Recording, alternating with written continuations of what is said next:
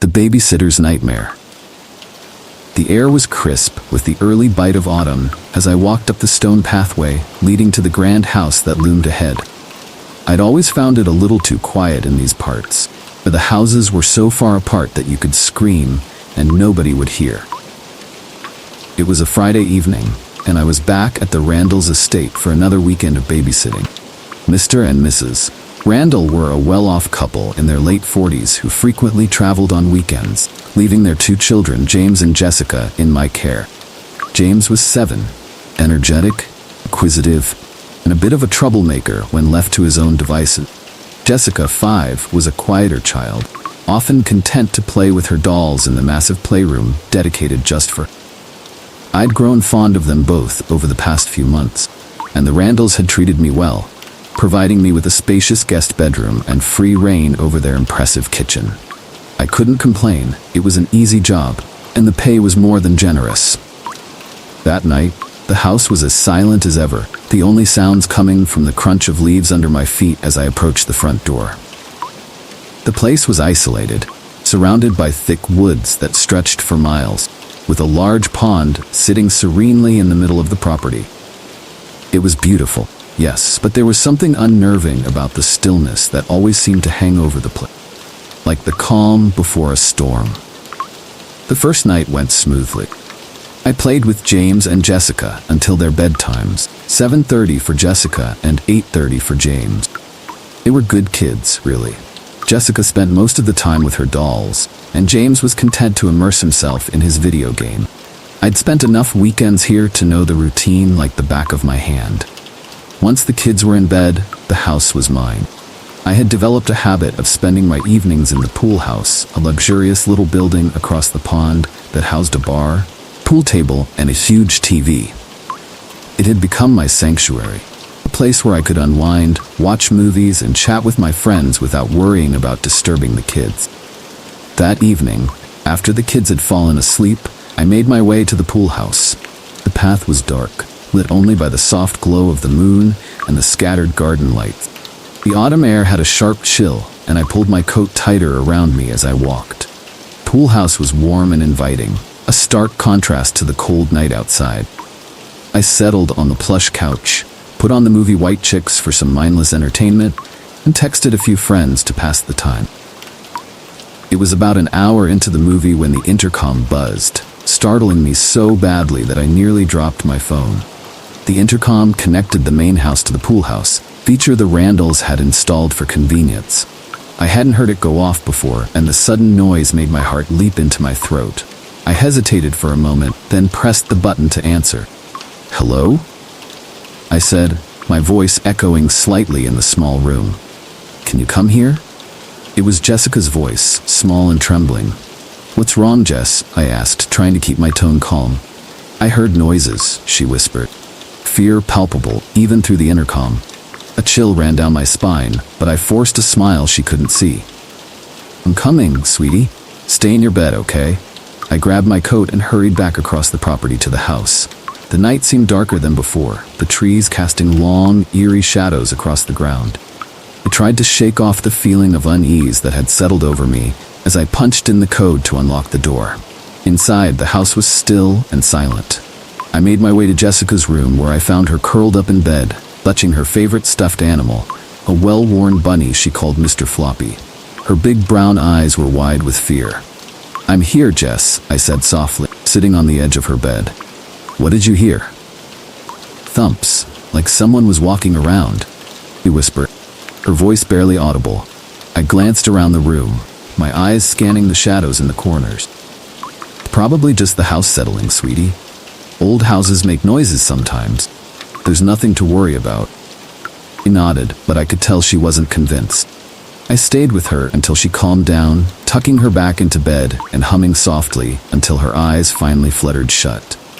As I made my way back to the kitchen, a soft creak sounded from somewhere behind me, like a floorboard protesting under weight.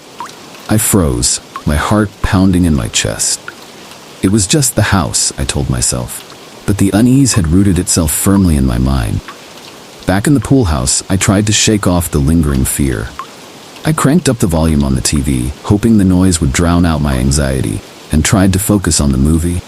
But I couldn't stop thinking about Jessica's frightened voice, the way she had clung to Mr. Floppy like he was her only lifeline. And then the intercom buzzed again. I jumped, my heart pounding in my ears as I rushed to answer it. "Hello?" I said, trying to keep the panic out of my voice. Silence. "Jessica?" I tried again. "James?" Nothing, but I could hear breathing. Someone was on the other end, but they weren't speaking. I felt a cold sweat break out on my forehead. This wasn't a prank the kids would pull. They were asleep, or at least they should have been. "Hello?" I called out one last time, but the line went dead. I stared at the intercom for a long moment, my mind racing. Couldn't be the kids. Just couldn't. I grabbed my phone and dialed Kelsey, my best friend. She answered on the third ring, her voice groggy with sleep or alcohol. Maybe both. "Kels, something's wrong," I said, my voice trembling. The intercom. Someone was on the other end, but they didn't say anything. "I'm really freaked out." "You're just being paranoid," Kelsey slurred, clearly unimpressed by my concerns. "It's probably nothing." "No, you don't understand. There was breathing. Someone was there." Kelsey sighed. "You're just spooking yourself. Calm down, okay?" But I couldn't calm down. As I stared out the large window that overlooked the house, I saw something that made my blood run cold. The hallway lights in the house flicked on, one after another, like someone was walking through. "Kelsey, there's someone in the house," I whispered, my voice barely audible as terror gripped me. "What? Are you serious?" "Yes," I breathed. "There's a man. He's in the hallway." Panic surged through me as I watched a large, shadowy figure step into the light of the hallway. His silhouette unmistakable. He was tall, broad-shouldered, and he moved with a deliberate slowness that sent a shiver down my spine. I couldn't tear my eyes away from him as he paused in front of one of the windows, his head turning slightly, as if he was looking directly at me. My heart was pounding so loudly in my ears that I could barely hear Kelsey's frantic voice on the other end of the line. "Kelsey, I need to call the police," I said, my voice shaking. "I have to go." I hung up before she could respond and immediately dialed 911, my hands trembling so badly that I almost dropped the phone. The operator's calm, steady voice did little to soothe my rising panic as I explained the situation. "There's a man in the house," I said, my voice breaking. "I don't know who he is, but he's in there with the kids. Please, you have to hurry." As I spoke, I kept my eyes glued to the house, praying that James and Jessica were still asleep, that they hadn't seen him yet. But then, I heard a sound that made my blood turn to ice. A scream, high-pitched and filled with terror, echoing through the intercom. It was Jessica. "No," I whispered, dropping to my knees in the pool house, my phone slipping from my grasp. "Please, no." The operator's voice was a distant hum in my ear as I stared helplessly at the house, tears streaming down my face. Couldn't move, couldn't think. All I could hear was Jessica's scream, replaying over and over in my mind. The sound of Jessica's voice broke through the haze of terror that had paralyzed me. She was crying, calling my name through the intercom, her voice filled with fear. "Jessica," I shouted into the intercom. "I'm here. Get your brother and get out of the house. I'm scared," she sobbed. "There's a man." "I know, sweetie, I know, but you have to be brave. Get James and come outside. Run, Jessica, now." I didn't wait for her response. I bolted from the pool house, sprinting across the yard toward the main house. Cold night air stunned my lungs, but I didn't care. All I could think about was getting to those kids, getting them out of that house. When I reached the door, Jessica and James were already there, their eyes wide with terror. I grabbed their hands and pulled them outside, not stopping until we were back in the pool house, where I locked the door, pulled the blinds shut. "We're safe now," I whispered, trying to comfort them. But I wasn't sure if I was saying it for their sake or mine. We huddled together in the dark, the only light coming from the faint glow of the TV, which I'd forgotten to turn off. I held Jessica close, feeling her small body shake with silent sobs, while James clung to my other side, his face buried in my shoulder.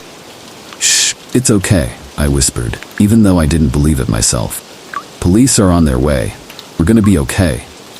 It felt like hours, but it was probably only minutes before I saw the flashing lights of the police cars approaching the house. Relief flooded through me, and I let out a shaky breath I hadn't realized I'd been holding. "They're here," I said, my voice trembling. We're safe now." I led the kids to the door, where we were met by a female officer who quickly ushered them to one of the patrol cars. Another officer took me aside, asking me questions about what had happened, but I could barely focus on his words. My mind was still reeling, my body trembling from the adrenaline. And then they brought him out. He was older, probably in his 60s, with a face that looked like it had been twisted into something grotesque. His eyes were empty, devoid of any emotion, as they swept over the scene, landing on me for a brief, horrifying moment.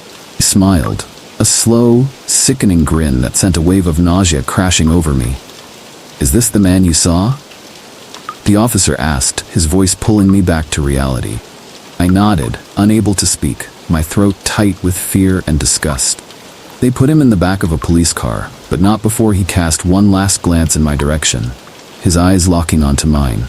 I'll never forget that look. The way it seemed to see straight through me, into the deepest parts of my soul. The Randalls arrived soon after, their faces pale and drawn with worry. They hugged their children tightly, whispering reassurances that everything would be okay, that the bad man was gone now. But I could see the fear in their eyes, the way they kept glancing at the house as if expecting him to return at any moment. I tried to explain what had happened, but my words felt hollow, inadequate. How could I describe the terror of that night? How could I explain the feeling of helplessness that had gripped me when I realized the kids were in danger? In the end, I simply told them that I couldn't come back, that I was too scared to stay in that house again. They understood, of course. They didn't blame me, but I could see the sadness in their eyes, the guilt that they hadn't been there to protect their children. I went home that night, but sleep didn't come easily. Every time I closed my eyes, I saw his face, that twisted grin, those empty eyes. I heard Jessica's scream, replaying over and over in my mind. The house that had once seemed so grand and beautiful now felt like a prison, filled with shadows and fear. The Randalls pressed charges of with their wealth and influence, they ensured that the man would never see the light of day again. But it didn't matter. The damage was done. Fear was there, lodged deep in my heart like a splinter that I couldn't remove. I couldn't stop thinking about those kids, how scared they must have been, how close we'd come to losing everything. I knew they were safe now, but the memories of that night haunted me, refusing to let me go. I never babysat again after that. Couldn't. Every time I heard a noise in the night, every time I walked past a dark window, I felt that cold, creeping fear wash over me. In the end, it wasn't the man's face that haunted me the most. It was the memory of those children's voices, terror in their eyes, the helplessness I felt as I realized that I might not be able to protect them. That fear has stayed with me, a shadow that follows me wherever I go. And sometimes, in the dead of night, I still hear the faint buzz of the intercom, the echo of a scream that never really goes away.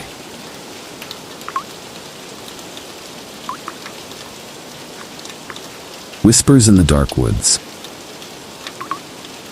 The wind howled through the ancient trees as I parked my truck at the edge of the vast woodland. I was 28, seeking a bit of solitude, a break from the humdrum of daily life. So I decided to spend a weekend camping in the local woods with my trusty beagle, Reggie. It was November, a time when the days were still warm, but the nights could turn bitterly cold. A stark reminder of the impending winter. I had come prepared, packing my portable fire pit, lighter fluid, and an axe for chopping wood. I had my tent, sleeping bag, and a small supply of food that would last the 2 days we planned to stay. There was a lake nearby, so I brought my fishing gear, hoping to catch dinner. The air was crisp, filled with the scent of pine and earth, and the soft rustling of leaves underfoot. After hiking about a mile from the truck, I found a small clearing near the lake, an ideal spot for my campsite. The silence was comforting, broken only by the occasional chirping of birds and the distant sound of water lapping at the shore. I set up my tent and gathered some wood, keeping an eye on Reggie, who was sniffing around, his tail wagging with excitement. The lake glistened under the afternoon sun as I cast my line, hoping for a bite.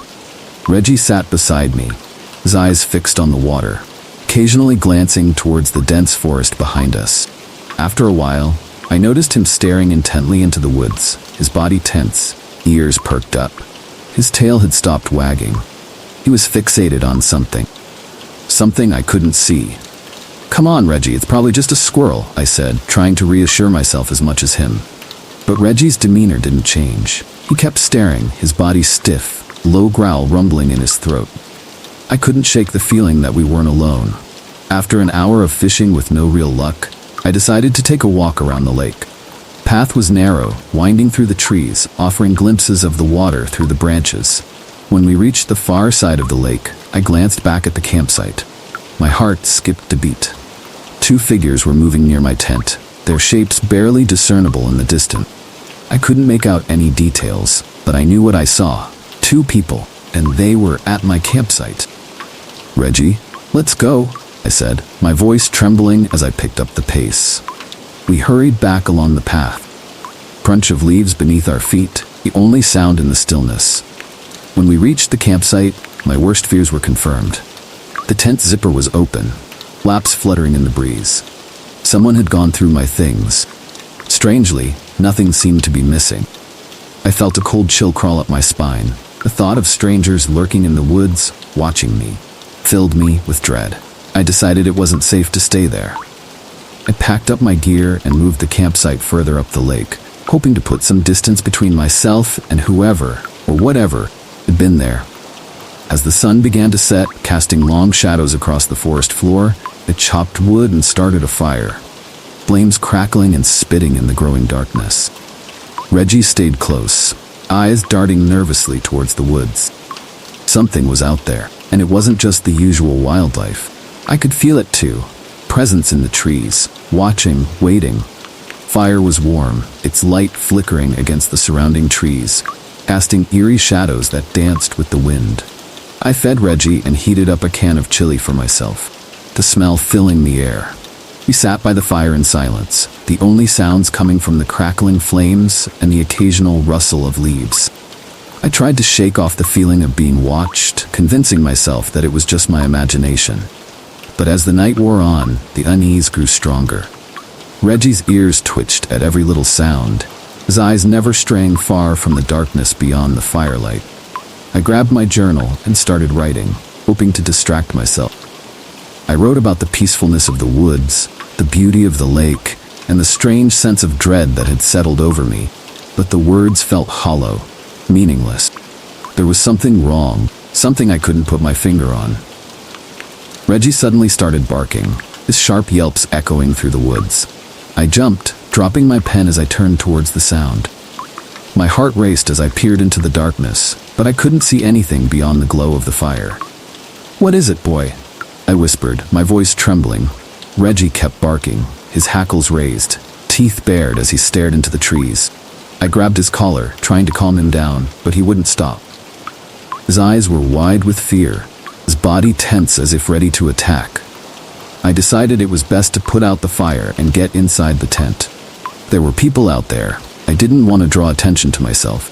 I doused the flames, the sudden darkness swallowing us whole.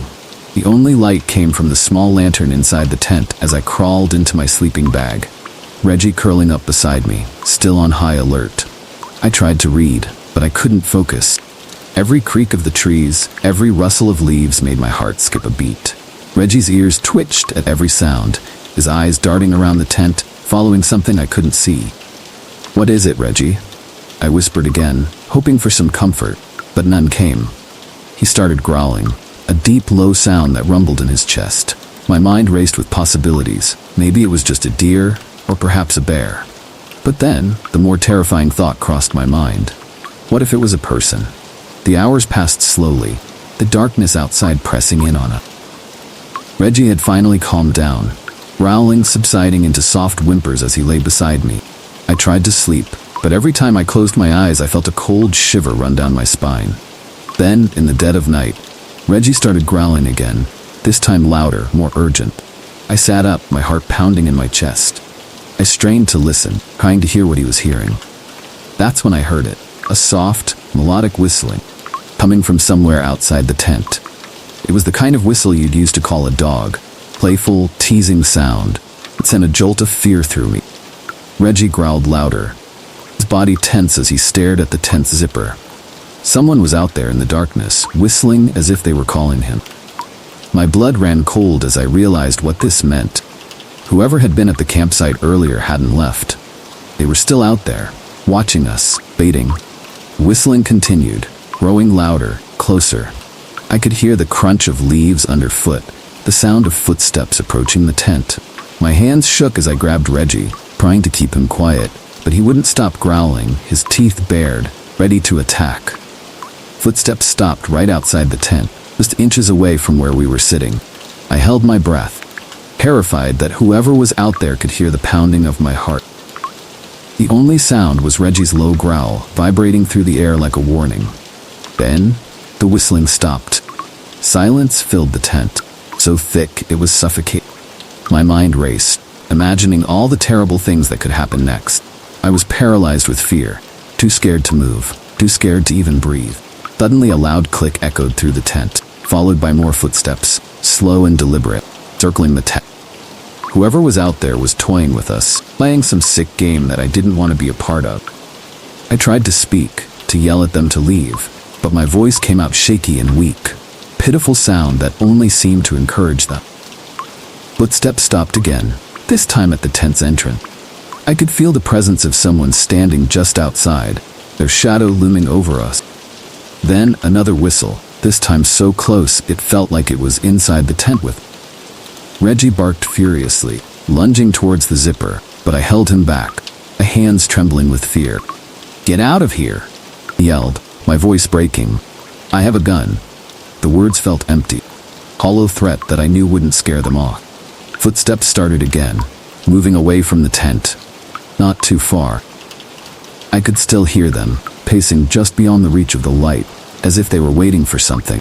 The night dragged on, the silence broken only by the occasional rustle of leaves or the distant sound of an owl hooting in the trees. Reggie had finally calmed down, though he remained alert, his ears twitching at every little sound. I couldn't sleep, my mind racing with fear and paranoia. I kept expecting the footsteps to return, the whistling to start again, but the forest remained eerily quiet. My phone had no signal, leaving me completely cut off from the outside world. I was trapped in the darkness, with only Reggie for protection. Then, out of nowhere, a piercing scream echoed through the woods. It was a woman's scream, filled with terror and desperation, the kind of scream that chills you to the bone. It sounded like she was far away, but the scream was so loud, so powerful, that it seemed to reverberate through the trees, shaking me to my core. Reggie jumped up, barking furiously, his eyes wide with fear. My blood ran cold as the scream continued, a horrifying wail that seemed to go on forever. It was like nothing I had ever heard before, a sound so raw, so primal, that it made my skin crawl. I couldn't stay in the tent any longer. I had to get out, to find out what was going on. I grabbed Reggie, my flashlight and my boots, and bolted out of the tent. The air was cold, biting against my skin as I stumbled through the darkness, the flashlight beam barely cutting through the thick night. I ran in the direction of the scream. The forest was a labyrinth of shadows and twisted trees, disorienting me. My breath came in ragged gasps as I pushed forward, my heart pounding in my chest. Reggie was barking frantically, pulling at the leash as if he was trying to lead me somewhere. But then the scream stopped, leaving an eerie silence in its wake. I froze, my flashlight flickering in the darkness. The only sound was the rustling of leaves in the wind, the forest returning to its usual stillness.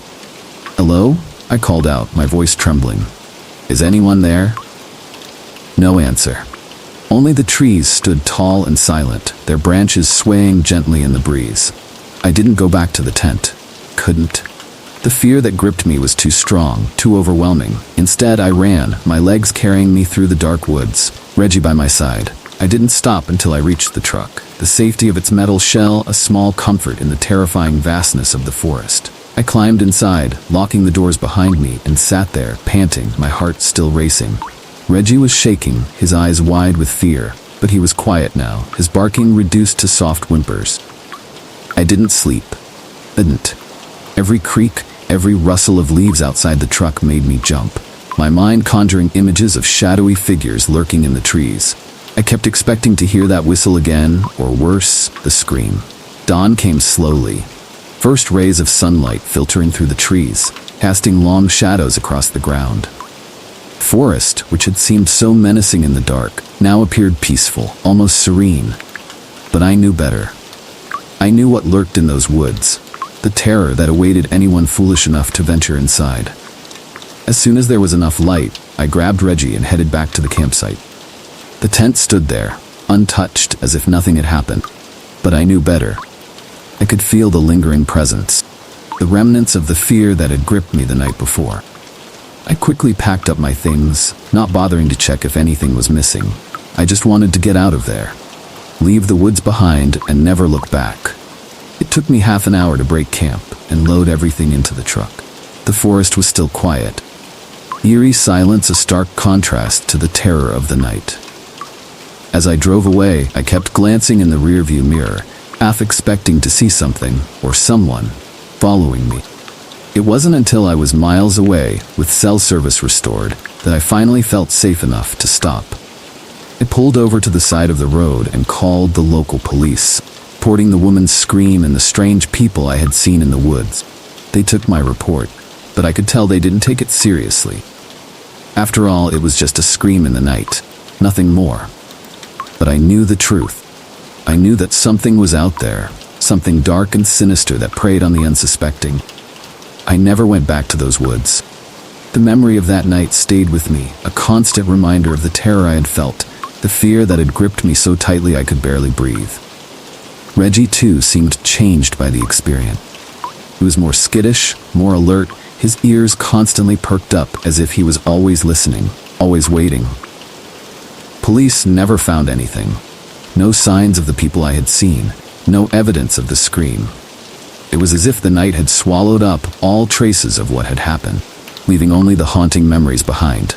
I tried to move on, to forget about that night. The fear lingered, always at the back of my mind. I stopped camping, stopped going into the woods altogether. The thought of being alone in the wilderness, surrounded by darkness, filled me with a deep, unshakable dread. And sometimes in the dead of night, when the wind howls through the trees and the shadows stretch long and dark, I swear I can still hear it, that soft, melodic whistle, drifting through the air like a ghostly echo of the past. It haunts me, that sound, a reminder that the darkness is never far away, always waiting, always watching. And I know that, no matter how hard I try, I'll never truly escape it. The woods will always be there, a dark, menacing presence lurking at the edges of my mind, whispering in the night, calling me back. But I won't go back. I can't. Because I know that if I do, I may not make it out alive.